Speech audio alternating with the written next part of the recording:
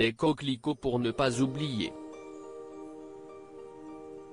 Mercredi 4 novembre, la reine Elisabeth II a fait une apparition remarquée à quelques jours du Remembrance Day, le jour de l'armistice en français. Cette dernière s'est rendue, seule et masquée, à l'abbaye de Westminster pour rendre hommage aux soldats morts pendant la Première Guerre mondiale. Pour cet événement, la grand-mère d'Harry et William était vêtue d'une tenue noire, symbole du deuil, et sur celle-ci se trouvait un coquelicot.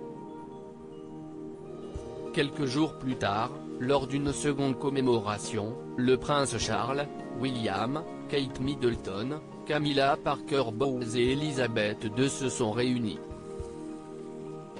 Et la fleur était présente sur chaque tenue, celle-ci a une signification très particulière.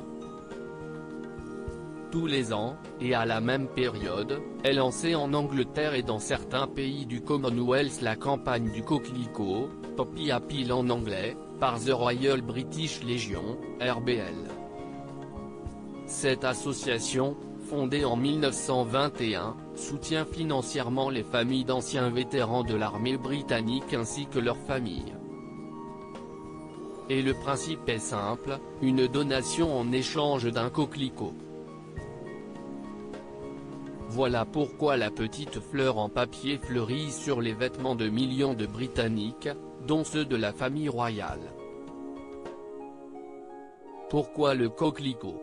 En mai 1915, un lieutenant prénommé Joe McCrea écrit un poème qu'il intitule In Flanders Fields, au champ d'honneur en français. Dans celui-ci, il se souvient du fleurissement des coquelicots sur les bords des tranchées mais aussi sur les tombes des soldats, morts au combat.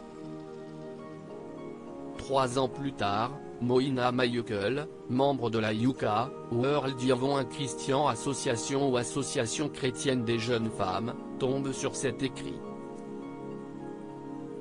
Touchée par celui-ci, elle décide de promouvoir l'usage des coquelicots comme symbole de mémoire.